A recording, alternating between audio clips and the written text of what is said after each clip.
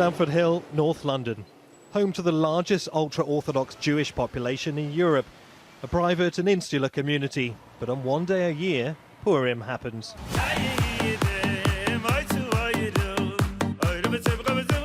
This year, though, there are strict instructions to tone down the party. No mass gatherings, no public dancing. COVID-19 has swept through this community like no other in the UK. Last year's festivities are thought to have helped the virus spread.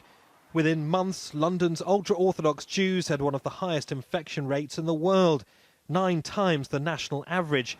Scientists track the spread. Headline figure is that the rate of infection in the community had been high. Just over 60% of people had detectable antibodies, meaning that they'd been infected at some point during the first 10 months or so. So the project was run in November, December of 2020. After recovering from COVID-19, antibodies only last a few months, meaning the community are unlikely to have benefited from any collective immunity. High infection rates also increase the risk of virus mutations.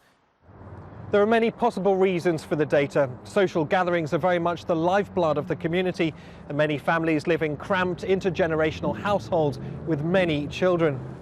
They're also one of the country's most deprived communities.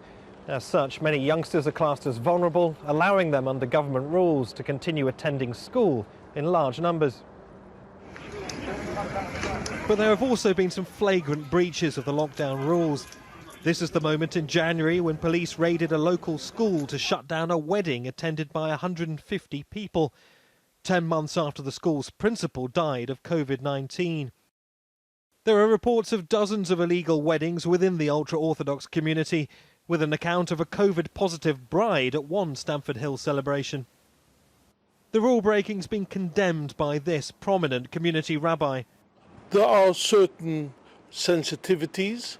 There are certain areas in life where the Jewish community puts a lot of emphasis, and I would have hoped that the government would have engaged in a more constructive manner with the Jewish community to explain why these regulations are important and vital for everyone to observe.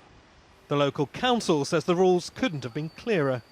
I would describe people in the community who circulated leaflets saying that, oh, you can have a wedding because prayer is permitted, were deliberately bending the rules. We know that cultural, racial and economic factors influence the way COVID-19 spreads.